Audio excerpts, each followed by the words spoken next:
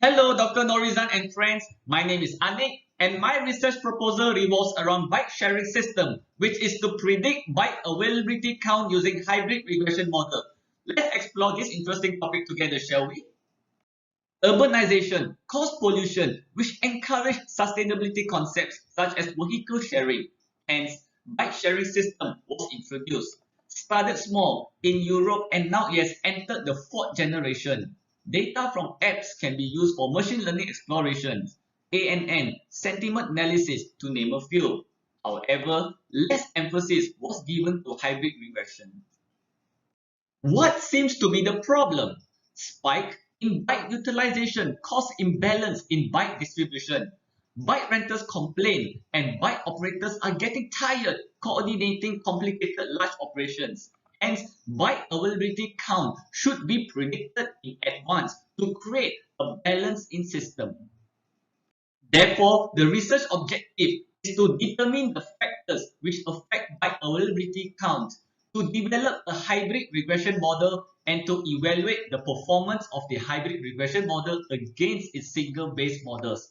The objectives are tied exactly with the questions on the right, like what are the factors, what hybrid regression model, and what metric is used to evaluate the performance. So based on the previous slide, the expected outcome will be to obtain the performance result of the hybrid regression model and to see if it performed better than its single models to determine bike availability count for each station over a period of time. So here's a brief overview of the literature review based on the objective mentioned earlier. So the most prevalent factors which affect prediction model were the weather and time. For algorithms, the focus was more on the single base and the neural network. And for metrics, mostly were associated with finding the mean squared error as per the five authors shown on the left side. And here, my friends, is the most important part of the literature review, which is to identify the gap. Here is the identified gap segregated into five components in hopes to cover that gap. For some authors, they use a 1-month data set, but the recommended is actually 2 to have more data points. Some of them didn't even perform attribute selection, so the random forest with a forward stepwise regression is proposed. Some even use MATLAB and R, which is slow, and Python 2 is the one that is a go-to tool so that we'll have a faster computation. Most algorithms will also emphasize on the single or neural network, so hybrid algorithm is proposed. There were also too many time intervals for prediction, but the recommended is 30 minutes, just enough time for the bike operators to redistribute the bikes.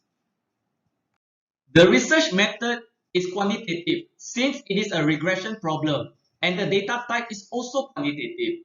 For research design will be experimental computer science. Independent variable is manipulated on the trial and error basis, such as parameter, models, and etc. While the dependent variable is the outcome in the performance measurements. The data for this study is anonymized San Francisco Bay Area bike share trip. Since it was obtained from an open data portal, it is a secondary source. Also, to ensure reliability of the data, I've managed to discover that remote sensors were used to retrieve this data consistently into a database. For data validation, the data is captured on a real-time basis and the outliers are detected to ensure accuracy. And this, my friend, is as per Metropolitan Transportation Commission procedures. Data preprocessing was conducted next, such as the splitting of timestamps, the grouping of data, and the joining of both data sets. Then, as per mentioned in the literature review earlier, attribute selection from the random forest with forward stepwise regression technique ensures the most influential parameters are chosen based on ranking due to the greedy search algorithm and the ensemble of decision trees from the random forest. Initially, the base models were established, which were linear regression and random forest, but the hybrid was a combination of these two models.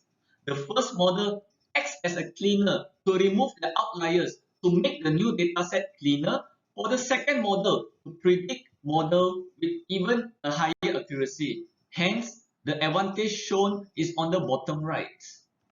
To ensure the validity of this model, tenfold cross-validation is done where 10% of the data are used for validation while 90% are used for training. And this process is repeated 10 times and the average of results are obtained as the final. Hence, venturing further into the data modeling, further experiments here involves the tuning of the number of trees and the depth parameter for random forests. Also, adjustment is done on the weightages of the base models for the hybrid model. So, it is a trial and error process which is to choose the best. And here, continuing from the previous slide, RMSA will be the metrics used to evaluate the results. And the best result from random forest after parameter tuning is selected for the hybrid computation with the linear regression, while the best hybrid model is chosen to gauge on whether it performs better than the single base models. So, in terms of the instrument, Python 2 was used the most with scikit-learn library for the pre-experiment and experiments such as attribute selection, tuning of parameters, and etc. described previously, while the observation method is used during the post-experiment to evaluate the performance. In a nutshell, I have fulfilled three objectives.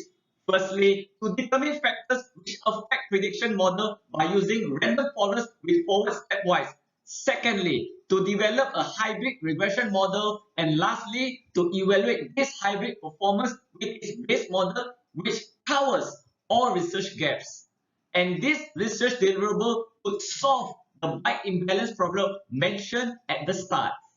Awesome indeed, right? With that, my name is Anik, signing off.